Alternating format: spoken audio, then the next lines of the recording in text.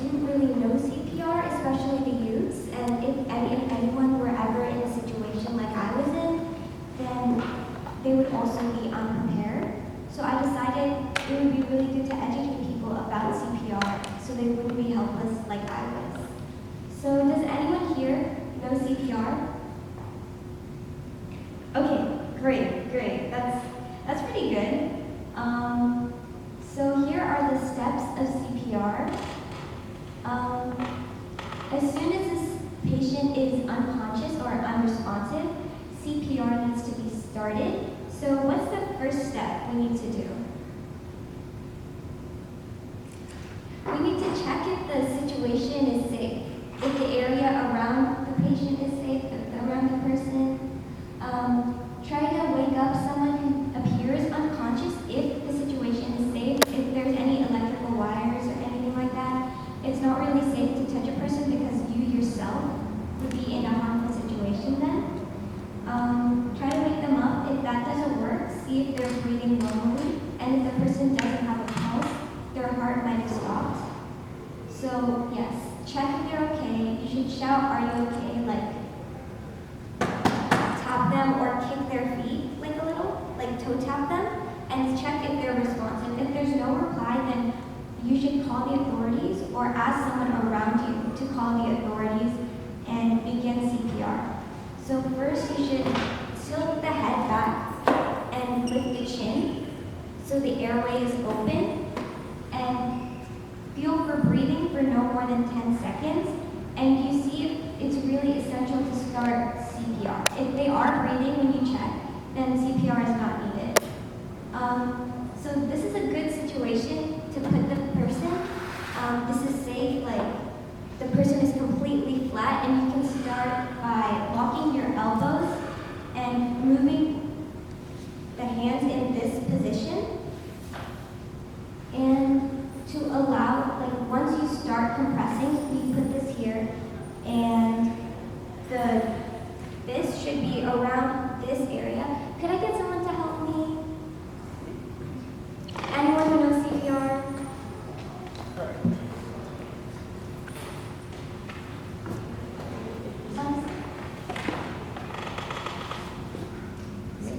This is the right position, and then you would put right here. Yes. And then how would you start compressions?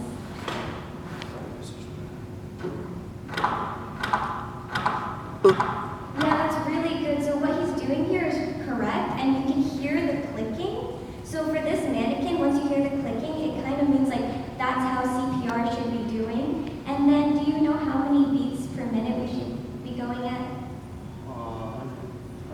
100 or 120, I forgot. Yep, that's correct, 100 to 120. So then once we got 100 to 120 beats per minute, we would basically do rescue breaths. So you would tilt the person's head back and then pinch their nose. And then you don't have to do this, but you can make a seal over the mouth and give 2 rescue breaths around 1 second.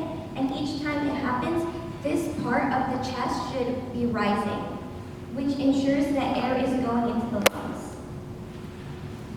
And it's different for a child in that compressions are different. We shouldn't be going as deep for a child, since that could be pretty harmful. And yes, it's basically the same otherwise. So here is a video. Hello, in this health sketch, we want to talk to you about CPR, which stands for cardiopulmonary resuscitation. We use CPR when someone has collapsed and is not breathing, because it can keep people alive until emergency services arrive. Learning these simple life-saving skills is as easy as ABC. All you have to remember is the doctor's ABC. D is for danger. First, look around carefully to make sure the area is safe for yourself and others before approaching. R is for response. Shake them gently by the shoulders and ask them loudly, "Are you all right?" If there is no response, you need to. S, shout for help, as any assistance will be helpful. A is for airway. Gently tilt the head back like this to open up the airway. B is for breathing. Look, listen, and feel for signs of normal breathing.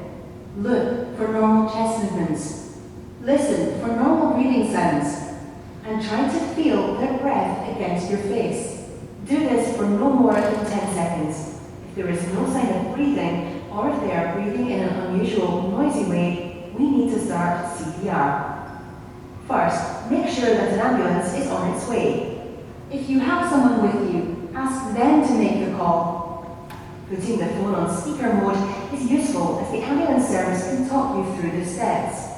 C is for circulation. Circulation means the flow of blood around the body, and when the heart stops pumping, we need to take over this role by pushing down hard and fast on the chest. Start by placing the heel of one hand at the center of the person's chest, and interlock your fingers like this. With arms straightened, press down hard and fast, letting the chest come back up fully each time. Fast means around 2 times every second. And hard means that the chest needs to go down by about 5 centimeters. This might sound a lot, but you do need to push hard for it to be effective.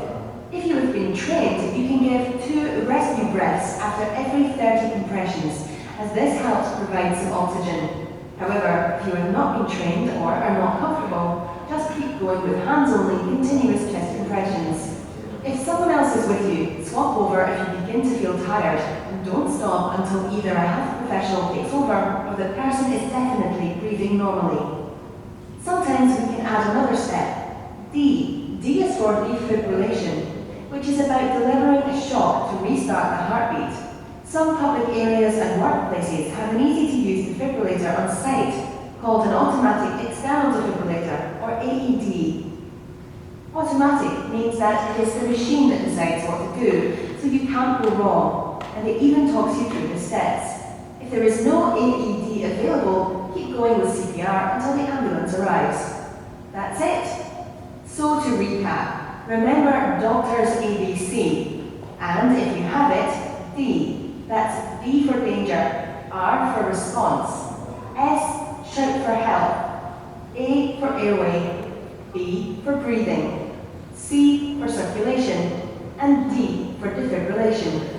In this health sketch, we've shown you the simple steps you can take to help someone who has collapsed, is not breathing. So those are the steps to CPR, a bit more list-like. If anyone wants to try CPR, that would be totally cool to see what you guys learned.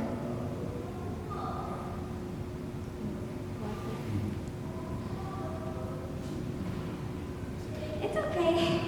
Okay, thank you so much.